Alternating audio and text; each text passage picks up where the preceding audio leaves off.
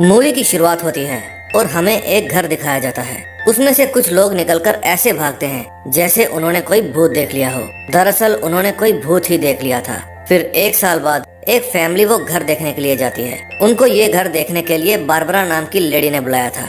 फिर बारबरा उनको घर के अंदर ले जाकर वो घर ऐसे दिखाती है जैसे कोई आलीशान घर दिखा रही हो। ये नया कैप्टन अमेरिका जैसे दिखने वाला बंदा फ्रैंक है। फिर उसकी वाइफ मेलेनी उससे पूछती है कि केविन कहाँ है। फिर वो अपने बेटे केविन को बुलाने के लिए जाता है जो कि कार में बैठा था। केविन घर के अंदर आना नहीं चाहता था, लेकिन ना चाहते हुए भी वो घर के अंदर आ ही जाता है। इस घर की हालत बहुत ही ज्यादा खराब थी, इसलिए मेलेनी पूछती है कि ये घर हमें सस्ता मिल रहा है, कहीं इसमें कोई भूत तो नहीं है। फिर बारबरा हंस के दिखाती है और कहती है कि नहीं नहीं, आजकल भाव कम हो गए हैं। केविन घर के अंदर सभी जगह चेक कर रहा होता है। तभी वो घूमते घूमते घर की एटिक में चला जाता है। देखने में ऐसा लग रहा था जैसे ये जगह हजारों साल से बंद पड़ी है। तभी एक बॉल केविन के पैरों के बीच से होती हुई आती है और अचानक से केविन का भाई फुलटन उसे डरा देता है, लेकिन केविन डरता नहीं है। इन दोनों भाइयों को ये घर कुछ खास पसंद नहीं आया, लेकिन अगले ही दिन फ्रैंक अपना सारा सामान लेकर इस घर में आ जाता है क्योंकि उसने ये घर खरीद लिया था। जब केविन अपना गिटार बजा रहा था तो वहाँ फ्रैंक आता है और कहता है कि इस तरह के बॉक्स ट्रक में भरे पड़े हैं और वो अपने आप चलकर यहाँ नहीं आएंगे, चलकर मेरा काम में हाथ बटाओ। उनके पड़ोस में एक चाइनीज फैमिली भी रहती थी। केविन अपने आप में ही मस्त रहने वाला बंदा था। वो अपनी फैमिली के साथ छोटे छोटे पलों को एंजॉय नहीं करता था। इस बात से फ्रैंक को परेशानी थी। फिर फ्रैंक कहता है कि अगर तुम हमारे साथ थोड़ा हंस खेल लोगे तो तुम्हारा क्या बिगड़ जाएगा, लेकिन केविन उनसे जबान लड़ाकर उनका दिल तोड़ देता है। अब रात को जब केविन अपने रूम में सो रहा था तब उसे अपने घर की एटिक में से किसी के चलने की आवाज आती है। फिर वो अपने मोबाइल में कैमरा ऑन करके उस रूम में देखने जाता है। उस रूम में जो भी आत्मा थी वो केविन को डराने की कोशिश करती है। वो आत्मा इतनी भोली थी कि उसको ठीक से डराना भी नहीं आता था। वो 100 साल पहले की ब्लैक एंड व्हाइट फिल्मों के भूत के जैसे डरा रहा था। उसको देखकर केविन हंसने लगता है। इस बात से वो भूत नाराज हो जाता है और वहाँ से चला जाता है।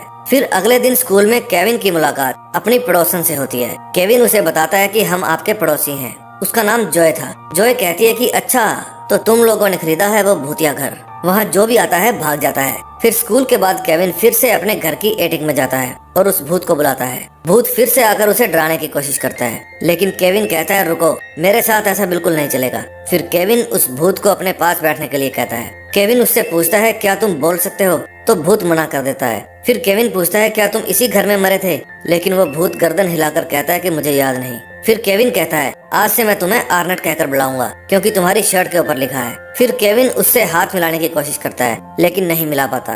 फिर आर्नेट उससे हाथ मिलाता है तो केविन समझ जाता है कि कोई और आर्नेट को छू नहीं सकता, लेकिन आर्नेट चाहे तो किसी को भी छू सकता है, बिल्कुल किसी स्ट्रिपर की तरह। इतने में वहाँ केविन का भाई फुलटन आ जाता है और आर्नेट गायब हो जाता है। वो आके केविन से उसका फोन मांगता है क्योंकि उसकी मॉम ने उसका फोन छीन लिया था। छीना झपटी में केविन उसको थोड़ा सा धक्का देता है और वो दूर जाकर गिरता है। फिर फुलटन डर जाता है और वहाँ से चला जाता है। फिर रात को खाना खाने के बाद केविन भूतों पर रिसर्च करता है। एक वीडियो में डॉक्टर लेस्ली बताती है कि इंसानी शरीर एक एनर्जी से बनता है और शरीर के नष्ट हो जाने के बाद हम उस एनर्जी को पकड़ सकते हैं। फिर उसको अपने भाई के हंसने की आवाज आती है। जब वो जाकर देखता है तो फुलटन उसके फोन में से उसकी रिकॉर्डिंग की हुई भूत वाली वीडियो देख लेता है और उन दोनों का शोर सुन के वहाँ पर फ्रैंक आ जाता है। फुलटन फ्रैंक को बताता है कि अपने घर में भूत है, केविन ने उसकी वीडियो रिकॉर्ड की है। फिर उस वीडियो को देखने के बाद फ्रैंक कहता है कि ये वीडियो मेरे फोन में भेज देना। दरअसल फ्रैंक उस वीडियो को यूट्यूब पर अपलोड करके पैसा कमाना चाहता था। अगले सीन में हम देखते हैं कि कुछ लोग डॉक्टर लेस्ली से मिलने आते हैं क्योंकि उन लोगों को कोई न कोई भूत दिखता है। डॉक्टर लेस्ली सबकी प्रॉब्लम सुनती है। फिर उनमें से एक लड़का डॉक्टर को बताता है कि आजकल एक वीडियो सोशल मीडिया पर बहुत वायरल हो रहा है। एक फैमिली को अपनी एटिक में एक भूत मिला है। उधर घर पर फ्रैंक और फुलटन अपनी यूट्यूब वीडियो के कमेंट्स पढ़ रहे थे। तभी वहाँ पर मेलेनी आ जाती है और सब लोग एकदम से अनजान हो जाते हैं। दरअसल वे इस भूत की बात मेलेनी से छुपाना चाहते थे क्योंकि अगर उसे भूत के बारे में पता चल जाता तो वो इस घर में रहने नहीं देगी। फिर फ्रैंक और फुलटन अपने घर की एटिक में जाते हैं और उस भूत की एक वीडियो रिकॉर्ड करने की कोशिश करते हैं, लेकिन वहाँ भूत तो नहीं बल्कि केविन आ जाता है। वो कहता है ऐसे नहीं, मैं बुलाता हूँ फिर आएगा, लेकिन वहाँ भूत नहीं आता। फिर केविन जाकर अपना गिटार लेकर आता है और उस भूत को गाना सुनाता है। उसका गाना सुनकर आर्नेट वहाँ पर आ जाता है। उस समय फ्रैंक उसकी वीडियो रिकॉर्ड कर रहा था। तभी नीचे से मेलेनी आती है। उसको इस भूत वाली वीडियो के बारे में पता चल गया था। जब वो आती है तो आर्नेट को देख नहीं पाती, लेकिन जब आर्नेट उसे हेलो करता है तो वो डर के इतना तेज चिल्लाती है कि भूत भी डरकर भाग जाता है। फिर मेलेनी बारबरा से बात करती है और कहती है कि तुमने हमें भूतिया घर चिपका दिया। लेकिन बारबरा कहती है भूत की बातें कौन बताता है, ये बातें तो छिपाने के लिए होती है। फिर मेलेनी अपने हस्बैंड की क्लास लेती है और तभी केविन वहाँ से खिसक लेता है। मेलेनी कहती है कि हम इस घर में नहीं रहेंगे, लेकिन फ्रैंक उसको समझाता है। वो कहता है कि देखो, यूट्यूब पर आज तक लोगों ने माइनक्राफ्ट खेलकर या मैगी में फैंटा मिलाकर ही पैसे कमाए हैं, लेकिन हमारे पास एक असली भूत है, उसकी वीडियो से हम मालामाल हो सकते हैं। अब उनकी वीडियोस वायरल भी हो रही थी और काफी अच्छे व्यूज भी आ रहे थे। अब मेलेनी पर मीम भी बनने शुरू हो गए थे। सारे टिकटॉक ये आर्नेस्ट पर ज्ञान झाड़ने लगे थे। अब सोशल मीडिया से जुड़े सभी लोगों के मुंह पे बस आर्नेस्ट का ही नाम था। उस फैमिली की न्यूज अब टीवी पर भी आ रही थी और वो न्यूज डॉक्टर लेस्ली देख लेती है। अब फ्रैंक फेमस हो गया था और उसके घर के बाहर भूतों के चाहने वालों की भीड़ लगी थी। न्यूज रिपोर्टर फ्रैंक से तरह तरह के सवाल पूछते हैं। उससे फ्रैंक को बड़ी खुशी होती है। ऊपर एटिक में केविन अर्नेस्ट को इस घर में पड़ी पुरानी चीजें दिखाता है ताकि उसकी याददाश्त वापस आ जाए। फिर अर्नेस्ट केविन से पूछता है कि तुम मेरी मदद क्यों करना चाहते हो। केविन कहता है क्योंकि तुम फंसे हुए हो और कोई भी एक ही जगह फंसना नहीं चाहता। फिर शाम को फ्रैंक के घर में मेला लग जाता है क्योंकि एक टीवी प्रोग्राम वाले उसके घर पर अपना सेट लगा लेते हैं। उन्होंने कई भूतों का पर्दाफाश किया था।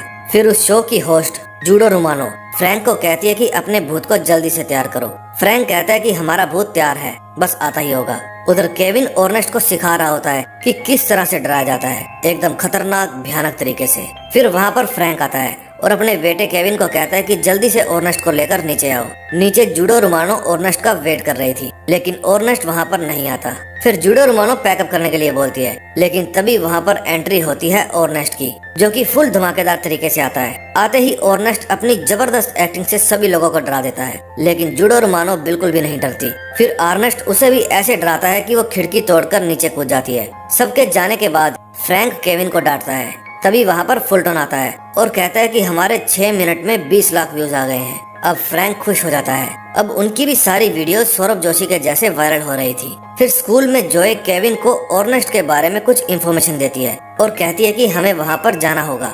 फिर घर जाकर वे अर्नेस्ट को कहते हैं कि पास में ही एक बार है, तुम अक्सर वहाँ जाया करते थे, इसलिए तुम्हें हमारे साथ वहाँ चलना होगा, शायद तुम्हारी याददाश्त वापस आ जाए। अर्नेस्ट कहता है कि मैं यहाँ से बाहर नहीं जा सकता, लेकिन केविन कहता है कि अगर तुम जानना चाहते हो कि तुम्हारे साथ क्या हुआ था तो तुम्हें यहाँ से बाहर जाने की कोशिश करनी होगी। उस समय नीचे डॉक्टर लेस्ली घर पर आ जाती है। वो फ्रैंक को बताती है कि मैं CIA के एक डिपार्टमेंट में हेड हूँ, जिसका काम है पैरानॉर्मल एक्टिविटीज को कंट्रोल करना। सरल भाषा में कहूँ तो हम भूतों को पकड़ते हैं। उस समय केविन अर्नेस्ट को घर से निकालने के लिए हौसला देता है और अर्नेस्ट हिम्मत करके घर से बाहर आ ही जाता है। उसे घर से बाहर आकर काफी अच्छा लगता है। घर के अंदर डॉक्टर लेस्ली फ्रैंक को कहती है कि मुझे अर्नेस्ट से मिलना है, क्योंकि ये चीजें बहुत ही खतरनाक होती है। शुरू में तो ये आपसे बहुत अच्छे से पेश आती हैं, लेकिन बाद में बहुत ही वाहियात हो जाती हैं। लेकिन फ्रैंक उसे घर से बाहर जाने के लिए कहता है और कहता है कि बिना वारंट आप मेरे घर में नहीं आ सकती। लेस्ली उसे वापस आने की धमकी देकर चली जाती है। उसी समय केविन, जॉय और अर्नेस्ट घर के पीछे वाले दरवाजे से बाहर आते हैं, लेकिन उन्हें लोग देख लेते हैं और लोगों की भीड़ उनके पीछे पड़ जाती है। वे लोगों से बचकर जहाँ जहाँ जाते हैं, भीड़ वहीं वहीं आ जाती है। पूरे शहर में अफरा तफरी मच जाती है। फिर वे तीनों भागकर एक बिल्डिंग में घुस जाते हैं। फिर वहाँ से निकलने के बाद केविन कहता है कि आप खुद को गायब क्यों नहीं कर लेते। फिर अर्नेस्ट खुद को गायब कर लेता है। फिर केविन और जॉय उस बार में जाकर पूछताछ करते हैं। फिर उन्हें पता चलता है कि अर्नेस्ट तो किसी और का नाम था जो उस भूत के साथ काम किया करता था। फिर वो उन्हें असली अर्नेस्ट के घर का पता देती है, जो वहाँ से 600 मील दूर था। दोस्तों, दरअसल वो भूत कौन था, ये जानने के लिए आप हमारे साथ जुड़े रहें। आगे और भी मजा आने वाला है। और वीडियो अच्छी लग रही हो तो सब्सक्राइब का बटन दबा दें। फिर जब वे वहाँ से बाहर आते हैं तो एक पार्क में अर्नेस्ट एक लड़की को देखता है और उसे देखकर उसे खुद की बेटी याद आ जाती है। फिर वो जैसे ही उसको छूने वाला होता है, वो बच्ची रो पड़ती है और लोग उसकी ऐसा करते हुए वीडियो बना लेते हैं। ये वीडियो डॉक्टर लेस्ली के पास पहुंच जाती है। फिर वो एक वारंट की डिमांड करती है। रात को फ्रैंक के घर में CIA की टीम पहुंच जाती है, क्योंकि वे अर्नेस्ट को पकड़ना चाहते थे। लेकिन अर्नेस्ट उस समय घर में नहीं था, क्योंकि वो केविन और जॉय के साथ पता लगाने गया था कि वो दरअसल है कौन, और वो जगह वहाँ से 600 मील दूर थी। तभी एक ऑफिसर फ्रैंक के पास आता है और कहता है कि अगर तुम जेल नहीं जाना चाहते तो जैसा हम कहते हैं वैसा ही करो। रास्ते में केविन कुछ सामान लेने के लिए एक स्टोर में जाता है। वहाँ वो टीवी में न्यूज देखता है, जिसमें फ्रैंक बताता बताता है कि एक भूत ने उसके बेटे और उसकी पड़ोसी की बेटी को किडनैप कर लिया है। तभी उस स्टोर के बाहर पुलिस वाले आ जाते हैं और केविन और जॉय को पकड़ लेते हैं, लेकिन वे अर्नेस्ट की हेल्प से उन्हें चकमा देकर भागने में कामयाब हो जाते हैं। लेकिन पुलिस से बचना इतना आसान नहीं है। अब पुलिस उनकी कार का पीछा करने लगती है। अर्नेस्ट पुलिस की कार का पीछा छुड़ाने में केविन की हेल्प करता है, लेकिन केविन की ड्राइव देखकर भूत को भी डर लगने लगता है कि वो कहीं फिर से ना मर जाए। उधर घर पर फ्रैंक की फैमिली को पुलिस ने नजरबंद कर रखा था। तभी वहाँ पर उसी बार की ओनर आ जाती है और वो सबको बता देती है कि फ्रैंक और जॉय कहाँ गए हैं। अब केविन, जॉय और अर्नेस्ट एक विलेज में पहुँचते हैं। वहाँ केविन जॉय और अर्नेस्ट को कार में बिठाकर उस घर में जाता है और दरवाजा खटखटाता है। असली अर्नेस्ट दरवाजा खोलता है और केविन को अंदर बुलाता है। वो केविन को बताता है कि जवानी के टाइम में वो स्पोर्ट्स में था और मेरी एक शर्ट के ऊपर मेरा नाम लिखा था। मेरी वो शर्ट कहीं खो गई थी। मैंने उसे बहुत ढूंढा,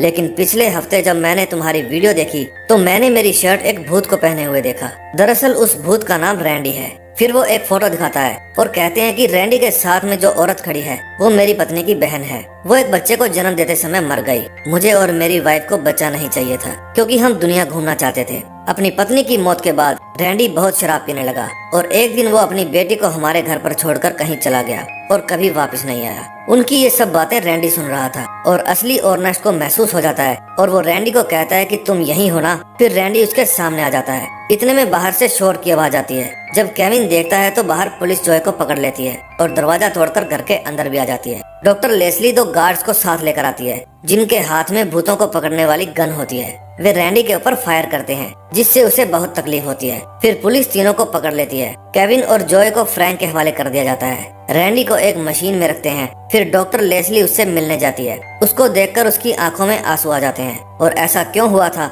वो हमें आगे पता चलेगा। तभी वहाँ उनके सीनियर्स आते हैं। लेस्ली कहती है कि आप इसके साथ क्या करोगे। वो कहते हैं ये मर चुका है, हम इसके साथ कुछ भी कर सकते हैं। फिर अगले सीन में हम देखते हैं केविन अपने घर की एटिक में खड़ा था।